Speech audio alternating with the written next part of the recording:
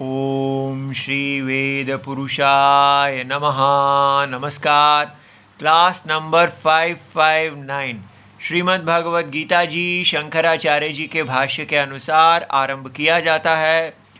ओम श्री सीता रामचंद्राभ्यां नमः। नमो गुरुभ्यः। ओम अथ काल देवता श्री विक्रमी संवत 2082 श्रावण कृष्ण पक्षः चतुर्थी धनिष्ठा नक्षत्रं सोमवारः उत्तरायणं ग्रीष्म ऋतुः। ओम तत्सत्। श्री शंकराचार्याय गुरवे नमः। कामक्रोध वियुक्तानां यतीनां यतचेतसाम् अभितो ब्रह्मनिर्वाणं वर्तते विदितात्मनाम्।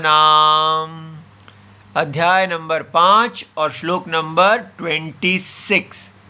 पुस्तक है Gita press Gorakhpur, book number 10, Shankaracharya ji के भाष्य वाली भगवद गीता जी। अच्छा जी, तो हमने पिछले श्लोक में क्या देखा है?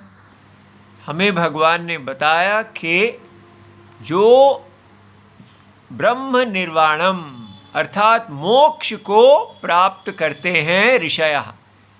ऋषयः माने जो आत्मा के तत्व को जानने वाले।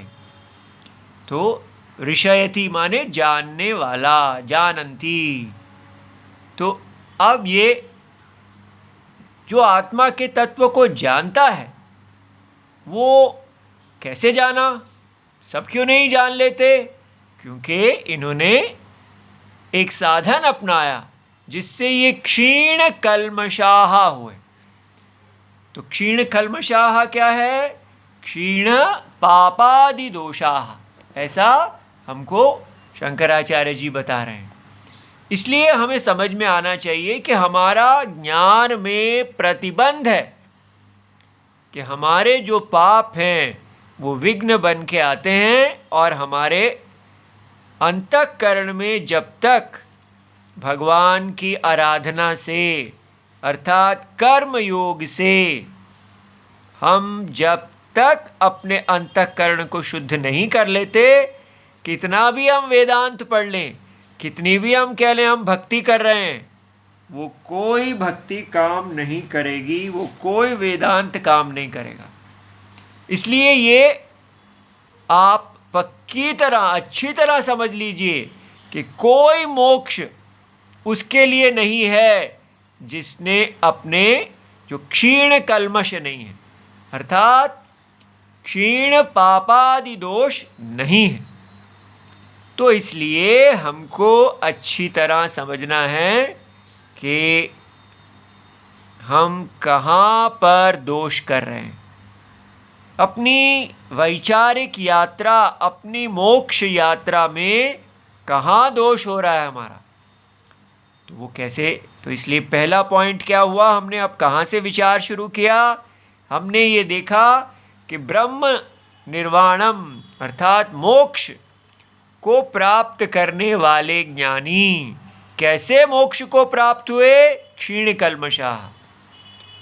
अब हम इस पे विचार करने लगे हैं कि ये क्षीण कल्मष अर्थात पाप आदि दोष को कैसे दूर करते हैं। ठीक है, पहला पॉइंट याद रहेगा ना? अब ये देखिए, तो इसलिए पहले हमें समझना चाहिए कि अभी हम क्या कर रहे हैं ताकि हम उसमें करेक्शन, दोष को निवारणम कर सकें। अभी हमें बताया जा रहा है कि आपका जीवन सक्सेसफुल, आपका जीवन सफल कैसे होता है? यदि आप एक उच्च मजदूर बनते हैं। ठीक है, जीवन जीने का उद्देश्य क्या है? इस बाजार में मजदूरी करना, बाजार में श्रमिक बनना। ये बाजार आपको श्रमिक, ठीक है, नहीं, हम तो श्रमिक तो होते हैं जो केवल श्रम से जीते हैं।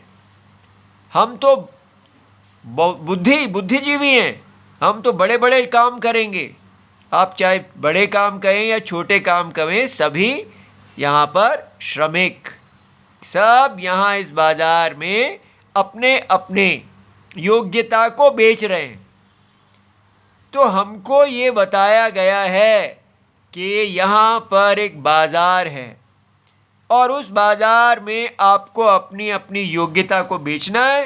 वो बाज़ार आपको प्रमोशन देता रहेगा, आपकी उन्नति होती रहेगी, आप ऊंचे ऊंचे पदों पे पहुंचते जाएंगे, आपका पैसा बढ़ता जाएगा, वो भी पता नहीं। और इस प्रकार पदोन्नति प्राप्त करना और धन ऊंचा बढ़ाना और पूरा जीवन आप इस कार्य को करें, यही आपके जीवन की सफलता है। अगर ये हम लेके बैठे हुए हैं तो इसको करेक्ट करें। जीवन मजदूरी के लिए, श्रम को बेचने के लिए नहीं है। तो फिर हम कैसे जिएंगे? जीवन किसके लिए है? ये वेद चक्षु यहाँ हमारे खुलने चाहिए। ये जीवन बाजार नहीं, यज्ञ है। इसलिए जिसके पास वेद चक्षु नहीं है वो तो बाजार में जाएगा, लेकिन जिसके पास वेद चक्षु हैं वो यहाँ यज्ञ पुरुष भगवान विष्णु को खड़ा देखेगा। उसको दिखेगा कि यहाँ पर नारायण, साक्षात नारायण ही खड़े हैं। आगे पीछे, ऊपर नीचे, अंदर बाहर, सर्वत्र, हर रूप में यहाँ भगवान नारायण, जगत की आत्मा खड़ी है। हर जीव में वही नारायण है, हर लिविंग थिंग, हर नॉन लिविंग थिंग में वही नारायण है। यहाँ से हमें स्टार्ट करना है। तो इससे क्या हुआ? बाजार में श्रम बेचना नहीं, आपकी जो योग्यता है वो योग्यता आपको मिली है यज्ञ में आहुति देने के लिए। इसलिए अगर आप यज्ञ में आहुति नहीं देते हैं, अपनी योग्यता को यज्ञ में नहीं लगाते हैं और बाजार में जाके बेचते हैं, तो आप यज्ञ चोर हो जाते हैं, यज्ञस्तेन। और यज्ञस्तेन होना अपने आप में सबसे बड़ा पाप है। इसलिए पापम पार्थ स जीवति, भगवान कहते हैं कि जो व्यक्ति केवल इस अपने लिए जीता है, यज्ञ के लिए नहीं जीता, वो पाप को खाता है। हम कहते हैं नहीं, हम अपने लिए तो नहीं जी रहे हैं, हम तो अपने परिवार के लिए कमा रहे हैं, अपने राष्ट्र के लिए कमा रहे हैं, जीडीपी बढ़ा रहे हैं। उस सारे को माने अपनी देह के लिए जीना, परिवार की देह के लिए जीना, सारे राष्ट्र की देह के लिए जीना। आप देह में ही बैठे हुए हैं, अंतरात्मा में पहुँचे ही नहीं। तो अगर कोई भी सुनने योग्य व्यक्ति है, विचारशील व्यक्ति है, वो सुने कि हमारा भारत का कितना बड़ा पतन हुआ है। कब से?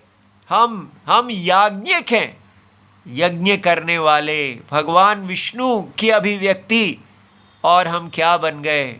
हम बाजार में श्रमिक बन गए, मजदूर बन गए, और सोच रहे हैं कि ये मजदूरी ही सबसे अच्छी चीज़ है, ये धर्म है। मजदूर बनना और अपने पैसों से दान करना या उस पैसे से मंदिर बनवाना धर्म नहीं है। आपका अर्थ और काम यज्ञ से आना चाहिए था। ये यज्ञ आपकी कामधेनु है, हमने बाजार को कामधेनु बना दिया। अब ये करेक्शन कोई करवा ही नहीं रहा, क्योंकि सबको बाजार चाहिए, सब बाजार के अंदर बैठे हैं। केवल भगवान नारायण ही हैं जो इस माया के अंदर नहीं है। इसलिए कहाँ से आरंभ करना चाहिए? आप सबसे पहले जगत की आत्मा नारायण को अपना गुरु मानिए। हे भगवान, हमारा भारत, हमारे सब गुरुजन, हम सब 100% धर्म पतित हैं। हम केवल बाजार परायण, काम परायण, माया परायण हो गए हैं। हमारे पतन से आप ही हमारा तरणम कर सकते हैं। आप हमारे गुरुजी हैं, आप हमारे माता पिता हैं। त्वमेव सर्वम मम देव देव। ये नहीं कि मेरे को आप प्रमोशन दिला दीजिए, फिर सारी कहानी खराब।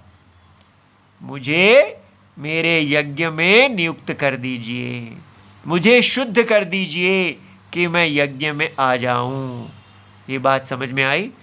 हमको भगवान से पुनः अपने यज्ञ में पतन अवस्था से पावन होकर यज्ञ में आने की इच्छा, प्रबल ज्वलंत इच्छा करनी चाहिए। और वो इच्छा, तो ये हमारा पॉइंट 1 हो गया कि क्षीण कल्मषाः, जिसका पाप क्षय हो जाता है वो अपने यज्ञ स्थान को देखता है और फिर वो अपने वर्ण आश्रम, अपने जन्म से जो उसके पिताजी ने जिस यज्ञ को धारण किया, नहीं हमारे पिताजी ने ही छोड़ दिया, उनके पिताजी ने भी छोड़ दिया और दादाजी ने भी छोड़ दिया, कोई बात नहीं। आप जहाँ अपनी उस टूटी हुई जो रस्सी है उसको पुनः जोड़िए, अपने पूर्वजों का कल्याण कीजिए। वो किस दुर्भाग्य से उन्होंने अगर छोड़ दिया तो वो अभी सभी आपको देख रहे हैं, आपसे आशा कर रहे हैं कि आप उनको तारेंगे। ठीक है, संतान इसीलिए होती है कि माता पिता के द्वारा हुए दोषों से उनका तरणम किया जाए। इसलिए ये नहीं कहना कि नहीं वो मैं उनके नाम पे दान करता रहता हूँ। उनके नाम पे आप यज्ञ धारण कीजिए। जिस यज्ञ से आपका कुल पतन हुआ है उसको आरंभ कीजिए और फिर अपने परिवार में बताइए कि हमारी अभी चक्षु खुले हैं, तो मेरे बच्चों, मेरे संतान, मेरी पत्नी, मेरे परिवार सब मिलके हम अपने गिरे हुए कुल को पुनः धर्म में, यज्ञ में स्थापित करें। जो भी हमारा वर्ण है, हम नहीं जानते हमें क्या करना है, हमारे राम जी, हमारे गुरु जी हमें बताएंगे। इस प्रकार आप सदा वाल्मीकि जी की तरह राम जी को याद कीजिए, उससे व्यक्ति क्षीण कल्मष होता है। ये बात समझ में आई? और जब वो क्षीण कल्मष होता है, उसके पाप आदि दोष दूर होते हैं, तब वो छिन्न द्वैधा के तरफ जाता है। छिन्न द्वैधा क्या है? कि वो अपने संशयों को दूर करने लगता है। उसके मन में जो विचार आते हैं कि कैसे ये आत्मा इस यज्ञ स्वरूप को धारण करने वाला हो गया, कहाँ से आ गया ये यज्ञ, आपको पता चलता है कि सत्य, परम सत्य ने अज्ञान की दृष्टि से में एक प्रतीति को धारण किया हुआ है। ठीक है, इसलिए वेद को आजकल क्या बताया जा रहा है? वेद तो बताने वाले हैं कि पृथ्वी से सूर्य की कितनी लंबाई है, डिस्टेंस कितना है। ठीक है, कौन कौन सारा एस्ट्रोनॉमी पढ़ाने के लिए क्या क्या है, ये वो सब ज्योतिष शास्त्र इत्यादि जो उसमें है वो उसका अंग है। मुख्यतः वेद जो है वो आपको आत्मा सत्य में क्या है और अज्ञान में क्या है ये बताने के लिए है। अज्ञान में आत्मा यज्ञ रूप दिख रही है और इस यज्ञ में किए हुए कर्म के आधार पर ही पुनर्जन्म होता है। इसलिए कितनी फैक्ट्रियां खोली उसके आधार पर पुनर्जन्म नहीं होता। इस यज्ञ में आपने अपना काम किया या नहीं किया, आप सिर थे और करने क्या लगे। ठीक है, तो वो कार्य जो जिसके लिए आपके कुल परंपरा चल रही थी उस कार्य को आपने करना था। ब्राह्मण, क्षत्रिय, वैश्य, शूद्र इत्यादि नर नारी सबका यज्ञ में स्थान है, उससे आरंभ कीजिए। और अगर वो टूट गया है तो राम जी तो हैं, अंतरात्मा हैं। इस प्रकार आप विचार करेंगे, विचार समर्थ होंगे और आप छिन्न द्वैधा, आपकी संशय दूर होगी और आपको बल मिलेगा संयत इंद्रिय होने का। देखिए स्टेप्स हैं कि अपनी इंद्रियों को कैसे वश में किया जाए, ब्रह्मचर्य व्रत कैसे रखा जाए। यहाँ तो सारी दुनिया कह रही है कि आप अपनी इच्छाओं को पूरा करो। अच्छी तरह समझिए, वेद हमें बताते हैं कि यहाँ पर क्या है, आत्मा और माया, बस जगत पुरुष और माया दो ही हैं। और वो पुरुष सत्य है और उसके अज्ञान से दिखने वाली एक स्वप्न उसके अंदर, वो माया है। वो तब तक है जब तक विचार नहीं किया। ज्ञानी के लिए सारी माया बाधित है, वो केवल शुद्ध ज्ञान में है, इसीलिए ब्रह्म निर्वाणम प्राप्त है। तो जो लोग अभी माया के अंदर हैं वो क्या करेंगे, वो देखेंगे कि हमारा शरीर भी माया है, इसलिए वो भी आपका मित्र नहीं है, पूरी तरह आप शत्रु से घिरे हुए हैं। इस माया को तरने का एक ही उपाय है, इसको यज्ञ में लगाने का एक उपाय है। तो इसलिए केवल यज्ञ को जान लिया, अब मैं यज्ञ नहीं कर लूँगा, ये यज्ञ माया रूप है, ये आपको वश में कर लेगा। तो क्या करना है, अंतरात्मा भगवान नारायण, जगत की आत्मा इस शरीर के अंदर, ये छोटे शरीर में और ये पूरे अनंत सारे जगत में एक आत्मा भगवान नारायण हैं। उनकी शरण लेना, उनकी शरण में रहते हुए ये शरीर के काम क्रोध आदि वेगों को सहना, इनके वश में नहीं आना, इंद्रियों को जीतना। क्या ये सब फैक्ट्री में होता है? ठीक है, वहाँ पर हम केवल अपने मन को मारते हैं, सारा सुप्रेशन करते हैं, दबाते हैं और अपने नरत्व स्त्रीत्व आदि सबको दबा के एक अपमानजनक जीवन जीते हैं, एक फॉल्स फेक लाइफ जीते हैं, झूठ में जीते हैं और पागल होते जाते हैं। और यहाँ हम राम होते जाते हैं।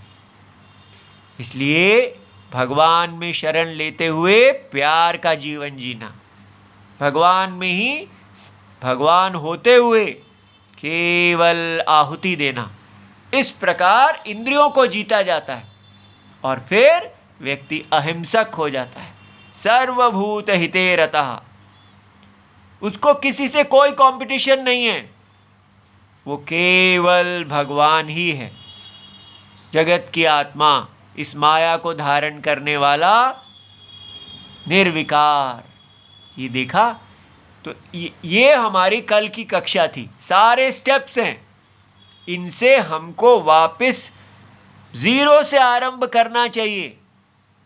ठीक है, अब ये देखिए, अब उसी कक्षा को आगे जोड़ते हुए भगवान कह रहे हैं कि वही जो ब्रह्म निर्वाण उसने जीवन जीते हुए ही प्राप्त किया है, मरने से पहले प्राप्त किया है। तो क्वेश्चन आता है, क्या मरने के बाद भी उसका वो मोक्ष रहता है?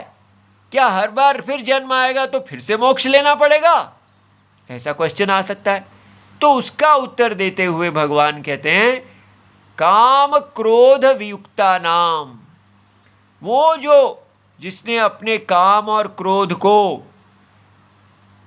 जो इसके वेगों को जो अधर्म में डालने वाले हैं, उन सबको जो जीता है, कैसे? यत्नम से, यति नाम, सदा यत्न करते हुए, सदा सतर्क अलर्ट रहते हुए, सदा आत्मा में शरण बनाए हुए। इसलिए आत्मा में शरण बनाना माने, देखिए हमारा देश जो है वो भगवत गीता का देश जो है वो गायत्री मंत्र के अर्थ से आरंभ होता है। क्यों बच्चों को सबसे पहले गायत्री मंत्र या गायत्री मंत्र का अर्थ दिया जाता है? जो गायत्री मंत्र का अधिकारी हो उसको गायत्री मंत्र दिया जाता है, जो वेद मंत्र का अनधिकारी हो उसको उसका अर्थ दिया जाता है, कल्याण सबका किया जाता है। वो अर्थ क्या कहते हैं कि धिया नहा प्रचोदयात, हमारी धी का प्रचोदन करने वाला कौन है। देखिए ये यू टर्न, सारा जीवन हम इंद्रियों से बाहर देख रहे हैं, मन से बाहर देख रहे हैं, और ये मंत्र हमें कहते हैं कि मन को देखने वाला कौन है। क्या क्वेश्चन है। और कहते हैं जो मन को देखता है वो मन का प्रचोदन करने वाला है, मन का प्रेरणा करने वाला है, आपके कर्म, वाणी और बुद्धि तीनों को वो ज्ञान दे रहा है। उसका ध्यान कौन है वो? वर्णीयम, वर्णे योग्य। जैसे एक स्त्री, जैसे सीता जी राम को वरती हैं, वर, उसी प्रताप भगवान हमारे लिए वर्णीयम है, वरेण्यम। लेकिन हमने भगवान को वरा ही नहीं, ऐसे भगवान को वरा ही नहीं। हम किसको वर के बैठे हैं? बस इंद्रियों के विषयों से आने वाले का काम और क्रोध हमारी प्रेरणा करते हैं। हमारे गुरु कौन है? काम और क्रोध। इसलिए अंतरात्मा भगवान को वरें, वहां से विद्या आरंभ होती है। अपने गुरुजी को वरें, उनको कहें, देखें, उनसे प्रेरणा लें, वो आपको धर्म बताएंगे। और फिर कैसे जीवन जिए? क्रोध और काम को से वियुक्त, यति, यत्नशील और यतचेतसः, अपने मन को सदा, अंतःकरण को वश में किए हुए। तो ऐसा व्यक्ति जो है अभितः, अर्थात जन्म जीते हुए और मृत्यु को प्राप्त हुआ भी, दोनों अवस्थाओं में ब्रह्म निर्वाणम वर्तते, वो मोक्ष है, मुक्त है। क्यों? क्योंकि विदित आत्मा, विदित आत्मा नाम। तो जो लोग आत्मा को जान गए हैं उनके लिए सदा मोक्ष ही है। अब ये बात समझने वाली है। कैसे? तो आपको 2 पॉइंट्स याद रहे। पहले हमने क्या किया? पिछली कक्षा में देखा कि ब्रह्म ज्ञान की प्राप्ति में कौन सी चीज़ें हैं जो विघ्न हैं, और कैसे क्रम से ब्रह्म ज्ञान प्राप्त किया जाता है। फिर उसके बाद हम यहाँ पर आए और यहाँ पर ये बताया गया कि सबसे इम्पोर्टेंट पॉइंट कि जो वहाँ ज्ञान प्राप्त किया गया है वो जन्म से, मरने से पहले भी रहता है और मरने के बाद भी रहता है। अब ये क्वेश्चन होता है, ये कैसे हो जाता है भाई? मरने के बाद भी वो मोक्ष को कैसे प्राप्त हो रहता है? उसी को अभी विस्तार में देखते हैं। शंकराचार्य जी बता रहे हैं, काम क्रोध वियुक्ता नाम, काम, कामश्च क्रोधश्च, काम और क्रोध। ये पिछली कक्षा में भगवान ने अच्छी तरह समझा दिया है कि जो भी कोई चीज़ होती है जो आँखों के द्वारा देखी गई है, या उसको आपने केवल सुना है, या उसको आपने केवल उसके बाद उसका मन में आपके उसके स्मरण आ गया है, पहले देखा था अभी डायरेक्टली नहीं देखा है, तो इस तीनों अवस्थाओं में उसके विषय में आपको तृष्णा आ सकती है और उसका भयंकर वेग पैदा हो सकता है। इसी तरह क्रोध भी, कि आपकी इच्छा पूरी नहीं हुई इन विषयों के बारे में तो आपको वेग उत्पन्न हो सकता है। ये जो हैं ये हमारे परम शत्रु हैं, क्योंकि ये धर्म से गिराते हैं, ये हमको तत्व ज्ञान से गिराते हैं। तो ताभ्याम वियुक्ता नाम, वो ज्ञानी जो हैं वो इनसे मुक्त हैं। क्यों? क्योंकि वो सदा अंतरात्मा में रहते हैं, माया में नहीं रहते, मायावी में रहते हैं। ये सबसे बड़ी बात है। एम्पावरमेंट, बल कहाँ से आता है? जब आप मायावी में रहते हैं। देह में रहना छोड़ दीजिए, देही में रहिए, भगवान नारायण में रहिए, नारायण की माया में ना रहिए। बस जैसे भगवान इस देह में रहते हैं वैसे ही रहिए। ठीक है? तो भगवान की शरण में रहने से व्यक्ति माया के वश में नहीं आता। और लेकिन ये यत्न है, क्योंकि बार बार माया आपको खींचती रहेगी और आप सदा उसको वश में रखिए। इसलिए पुरुष के लिए ये कार्य कहा गया है कि वो स्वतंत्र है इस कार्य में, लेकिन स्त्री के लिए कहा गया है कि उनके लिए कठिनाई होगी। उनको पुरुष में अपने पति में, अपने पिता में, अपने पुत्र में उनको समर्पण करना है। और ये पिता जो हैं, पुरुष जो हैं, वो अपनी पत्नी को, स्त्री को धर्म में नियुक्त करें, जैसे वो अपनी देह को नियुक्त करते हैं। इसलिए पत्नी को अर्धांगिनी, वो आपकी देह है। इसलिए पत्नी ऐसे जिए पति के साथ कि वो पति की देह है, पति की शक्ति है। दोनों अलग अलग कॉन्फ्लिक्ट, लड़ाई ना करें। पति पत्नी को धर्म यज्ञ में अपनी संगिनी बनाएं, इसी तरह बच्चों को अपना संगी बनाएं और समाज को बनाएं। इस प्रकार धर्म का विस्तार होता है। एक आत्मा और अनंत शरीर, भगवान में शरण लेके ही माया को जीता जाता है। ये यत्न है, सदा यति। हम यतियों के देश हैं। तो भगवान कहते हैं यति कौन है? सन्यासी। जैसे सन्यासी जो आत्मज्ञान में स्थित हैं वो यति हैं, तो उन सब के वैसा ही हम सबको होना चाहिए। हम सब भी सदा यत्नशील हों कि माया के वश में नहीं आना, माया को वश में करना है। और कैसे करना है? भगवान नारायण में शरण लेके। इसलिए यत चेतसाम संयत अंतःकरणानाम, अपने अंतःकरण को सदा वश में, इसको स्वतंत्रता नहीं देनी कि ये हमको घुमाएगा, ये हमें नहीं घुमाएगा, हम इसको घुमाएंगे। कभी भी कामुक क्षेत्रों में अंतःकरण ना जाए। वो तो जाता ही है। कैसे जाता है? अगर आप राम जी में स्थित हैं तो अंतःकरण कहीं भी जाए उसको, वो आपको, उसके पास एक ही तरीका है आपको वश में करने का कि मैं तुम्हें सुखी दूंगा। और आप बार बार दुख यो नया एवते ऐसा कहेंगे कि तुम जहाँ भी लेके जाओगे वो निस्सार है। ये माया दुख देने वाली है, परवश करने वाली है। मायापति ही कल्याण के स्थान है। तो राम जी को जो नहीं छोड़ेगा उसको माया कुछ नहीं कर पाएगी। इस प्रकार उभयतः, दोनों प्रकार से, जीवताम मृताम च, चाहे शरीर चला जाए या शरीर रहे, ब्रह्म निर्वाणम मोक्षम वर्तते विदितात्मा नाम, जो आत्मा को जानते हैं उनका मोक्ष सदा रहता है। विदितः आत्मा माने ज्ञातः, जिसने आत्मा को जान लिया है, ये शाम ते विदितात्मा नाम, तेषाम विदितात्मा नाम सम्यक दर्शिनाम इत्यर्था। अब क्वेश्चन आता है ये कैसे है? क्योंकि ज्ञान मेमोरी रूप नहीं है। क्योंकि अगर शरीर चला गया तो फिर मेमोरी भी चली जानी चाहिए। तो आपको समझना है, जैसे आप अपने आप को कहते हैं मैं देह हूँ, इसको याद थोड़ी रखना पड़ता है कि मैं भूल ही गया कि मैं देह था। आप अपने आप को कहते हैं मैं बॉडी हूँ, इसको याद नहीं रखना पड़ता।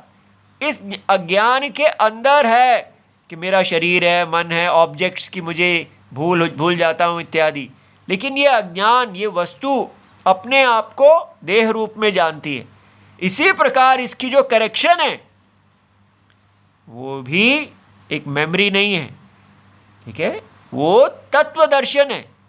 आप जब तत्व को देख लेते हैं तो आपको समझ में आता है कि हाँ, ये तत्व जो है सदा माया से मुक्त है, इसमें कोई माया का लेश मात्र भी नहीं है। ये नाम रूप इत्यादि सबका साक्षी सत्यम है। और इस प्रकार धीरे धीरे सत्य में स्थित हुए व्यक्ति अपने अंतःकरण को पूरा शुद्ध कर लेता है और ज्ञान स्वरूप वस्तु ही अपने आप को देखता है।